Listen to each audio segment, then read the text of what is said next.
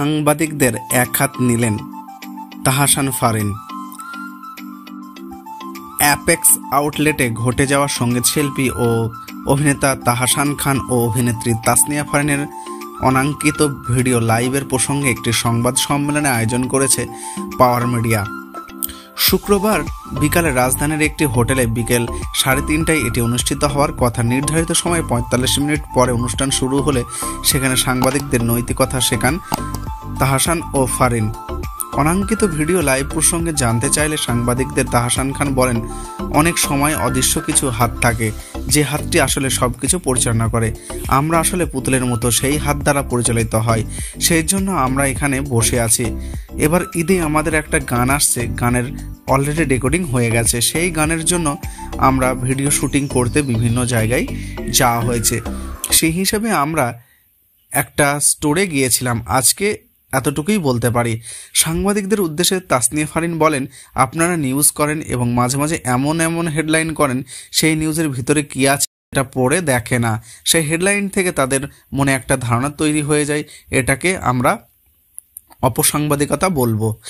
সাংবাদিকতার উদ্দেশ্যে তাহসান বলেন, এখন যে কেউ আপনাদের কাতারে এসে দাঁড়াতে পারছে, যে কেউ একটা মোবাইল, একটা ফেসবুক পেজ থাকলেই নিজেকেই সাংবাদিক বলে দাবি করতে পারছে। আমি মনে করি এই জন্য আপনাদের স্বেচ্ছার হওয়া উচিত। আপনাদের জায়গাটা তো এত ঠুনকো না, ভুঁইখোর শিরোনামের কাজগুলো বেশি হয়। প্রতিযোগিতার দৌড়ে আপনাদের কেউ হয়তো ভাবতে হচ্ছে তাদের নিউজে এত বেশি ভিউ হচ্ছে, তাদের নিউজটার মতো আমাদের নিউজ করতে হবে, এই জন্য হয়তো আপনাদের করতে হচ্ছে। এর বাইরে এসে আপনাদের কাজটা করতে হবে। আমাদের উদ্দেশ্যে ভাইরাল হওয়া না, আপনাদের ভাইরাল করাও না। প্রতিবেদনে ভাষাটা আমি এখানে বলে দিলাম। এরপরে স্টেজে আয়োজকদের একজন এসে বললেন, আমার মনে হয় প্রেস কনফারেন্স এখানেই শেষ করা উচিত, সময় স্বল্পতার একটা বিষয় আছে। এরপরে সবাই স্টেজ থেকে নেমে যায়। শুরুতেই তাহসান খান বলেন, আমি আসলে যে যুগে কাজ করা শুরু করেছি সেই যুগটা অন্যরকম ছিল।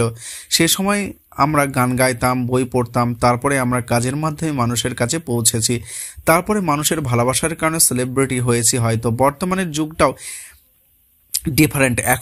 এখন যা কাজ কি হচ্ছে তার চাইতে মাইকের সামনে কতগুলো আছে সেগুলো বেশি ইম্প্যাক্ট দেওয়া হয়।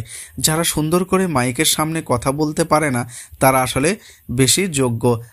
আজকে আসলে কতটুকু বলা উচিত বা কি বলা উচিত সেটা আমি এখনো শিওর না, তবে আমি এতটুকু বলতে পারি, জীবনে অনেক ঘটনাই ঘটে, সব কিছু এক্সপ্লেন করা একটু মুশকিল হয়ে যায়। তিনি আরও বলেন, আপনারা তো একটা লাইভ দেখেছেন, আমার কোথাও আটকা পড়েছিলাম। আমরা আসলে আটকা পড়িনি, এই কথাটা বলতে এসেছি। আমরা আসলে বলতে এসেছি আমরা ভালো আছি। আসলে কি ঘটনা ঘটেছিল সেটা আপনারা কয়েকদিনের মধ্যেই জানতে পারবেন। আজকে আসলে সেই যুগটা নেই।